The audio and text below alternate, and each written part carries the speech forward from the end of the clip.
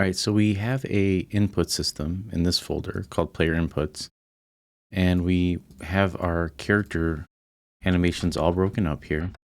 Let's go ahead and create a folder. Now, I usually when I create a folder, I do an underscore in the front. If you've done my other tutorials, you know um, I do that because I want that scripts folder to be moved to the top. And then inside of here, I'm going to create another folder. I'm going to call this player, and this is where I'm going to house all of my player scripts. And let's go ahead and create a C# script here, and let's call it player movement.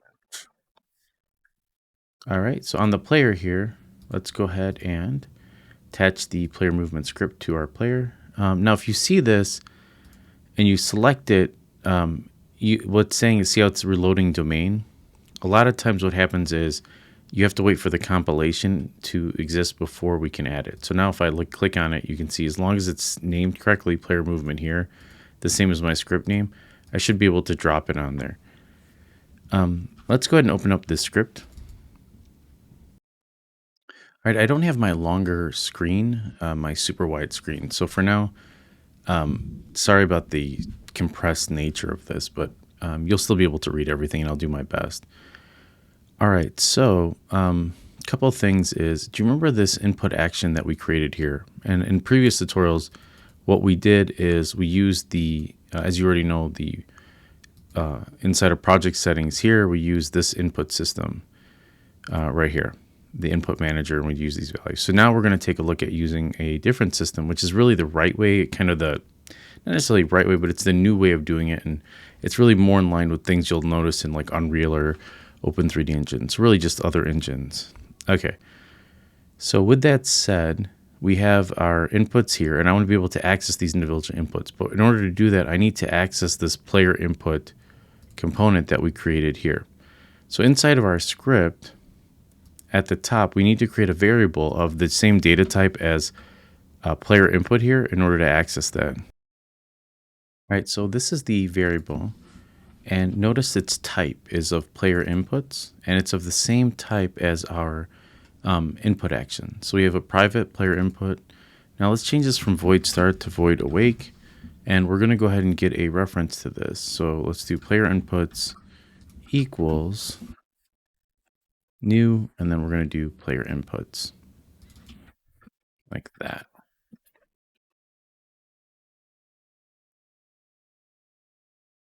Now, just because we create the connection to this player input here, we actually, when this model is called, we have to enable and disable it on the model, right? And so, looks like I'm having a little cursor issue. Sorry about that. So what I'm going to do is I'm going to pause the video, and I'm just going to change this void update to on enable. And then I'm going to create another, well, I'll just do it now. It looks like it's already auto-compiling that for me. On disable.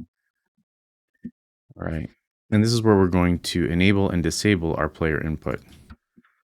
So player inputs dot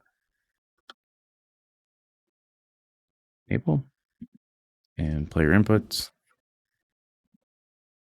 dot disable. Let's save that. Let that compile. All right, and just like our platformer tutorial that we did before, we're going to go ahead and you move our player using rigid body 2D. So I'm going to go ahead and type the variable name out. All right, so IntelliSense suggested actually this name, which I like, and what it does, some programming, when you're working at some studios, some of them will do an underscore here that represents a private variable.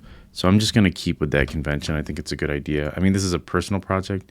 Actually, what I want to do is select this, hit Control RR to update it, and then I'll put an underscore there. And I'll go ahead and hit next, and that will automatically rename these so they both have an underscore. And we're just kind of keeping with some, like, again, some studios I work at didn't do that. Some do. It's depending on the studio you're at, they'll give you like a doc, and it sort of shows how to do different programming conventions. So with that said, let's go ahead and save that. All right, now in order to get the component, the rigid body component that's attached to this, let's go ahead and add a rigid body 2D component, and let's go ahead and on awake rather, do underscore rigid body 2D equals get component. And then what we're looking to grab is the rigid body 2D. So if you remember from the previous tutorials, the platformer one, what this does is it automatically gets the rigid body, this that's attached. So let me make this public for a moment. And then I'm going to go ahead and save that, and it should expose itself here. And again, this is a refresher. So see how this says none here? If I press play right now, a couple things are going to happen. You're going to see this guy fall. And inside of here, it's gonna get the component, the rigid body component. It's gonna put it inside of there. So let's make this private again, because we are gonna have a lot of stuff attached to this guy, and we don't want to muddy it up. So that'll get rid of that component. We know it works. And the other thing is, in order to make our character not drop, let's make our gravity scale 0. And as I'm making our character move around, just like we did in the platformer one, and if you didn't do the platformer one, you don't have to do that before this. It's just helpful because we made a whole game before this that is a platformer. Now when I press play, you should see that it'll pop into game mode and the character won't fall. All right, so we created a variable up here. So this is sort of, we're getting into now how we're going to access this input actions, which we created a variable here called player inputs, which is of the same type as our player inputs input action. And then down here, inside this method called movement input, we have, now this could all be on one line. I just kind of put it on, I hit enter and put it on 2 separate lines because I'm trying to get it all to fit on one screen so you can see it. So we took our move direction, which is just a variable that can store the X and Y axis, and we're making it equal to player inputs, which is this variable here, which is accessing this, dot movement, which is this category here, which is our action map, dot move, which is our action. So this is giving us access to the W, S, A, and D here. And we're reading the values, which is here. See how we have these action properties and we have a control type of value vector 2, and that's our X and Y. Now, dot normalized is normalizing is a vector, which means it's scaling it. So it has a length of 1, but it preserves its direction. So this is kind of what smooths out the movement. So without normalization, like moving diagonally, like where X and Y might have values, would result in a faster speed than moving strictly horizontally or vertically. So that's what this does. It slows it down and it normalizes that value, the value that's coming in.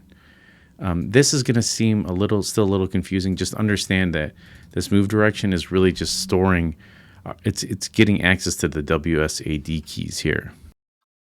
All right, so the next thing we want to do is create a method that's actually going to move our player. So let's do void move player. Oops.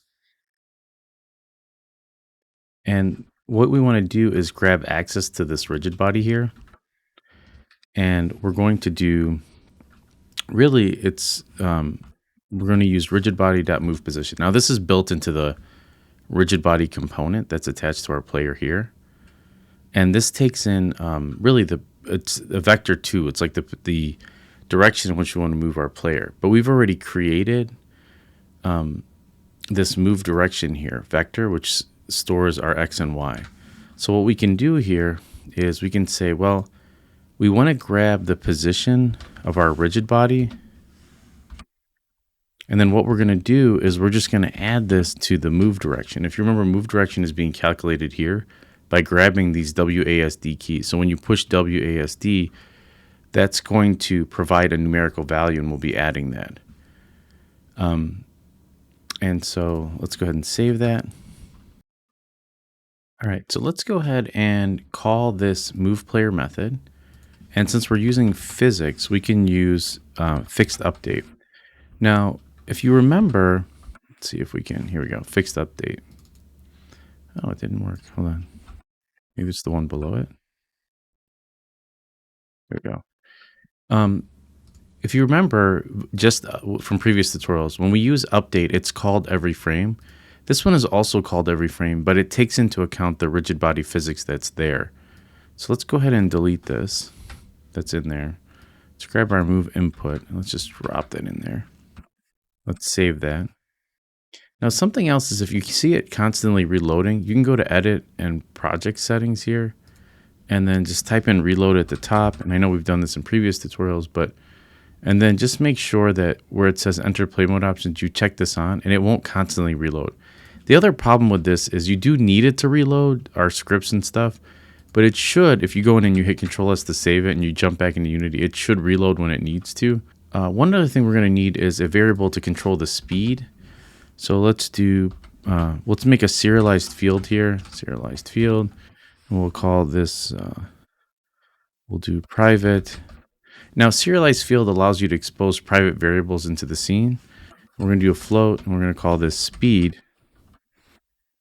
We'll make this equal to like 5. We'll save this, and then I'm going to grab my speed variable, and inside of our move player method here, let's go ahead and move this to a new line just so we can see it better. I'm going to multiply that times speed times time. Let's make this an underscore speed.